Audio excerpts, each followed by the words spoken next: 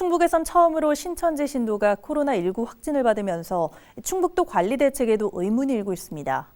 앞서 도는 신천지 신도 전수조사를 벌였지만 신도 진술에만 의존을 하다 보니 또다시 뒷북 수습이라는 결과로 이어졌다는 지적입니다. 계속해서 유성훈 기자입니다. 충북도는 지난달 27일부터 2주간 도내 신천지 신도와 교육생에 대해 전수조사를 벌였습니다. 대상은 9,713명으로 도는 이들에 대해 전화로 이상 증세가 있는지 등을 파악했습니다. 당시 증상이 있다고 밝힌 신도와 교육생은 365명으로 검사 결과는 모두 음성으로 나왔습니다. 문제는 이 같은 모니터링이 신도 진술에만 의존하다 보니 허점이 생길 수밖에 없다는 것. 실제로 이번에 확진 판정을 받은 A씨는 전수조사 당시 증상이 없다고 답한 것으로 알려졌습니다.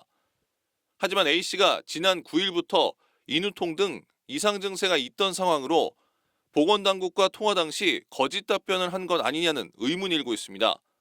지금 상황으로 봐서는 이분이 검사하기 5일 전, 그러니까 한 3월 12일경에 인후통으로 치료를 받은 경력이 지금 나오고 있거든요.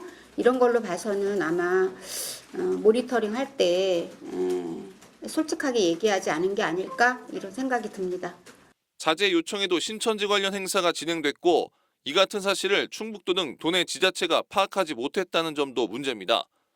A씨의 경우 지난달 16일 신천지 충주 집회에 참석한 것으로 조사됐는데 방역당국은 당시 정확한 집회 장소와 참석 규모조차 파악하지 못한 것으로 드러났습니다. 충북도의 느슨한 대처가 화를 키웠다는 지적이 일고 있는 이유입니다.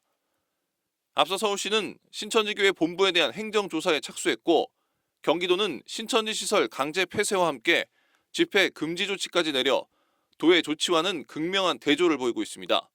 그 대구 신천지에서 그 예배로 그 무리가 있었던 그날입니다.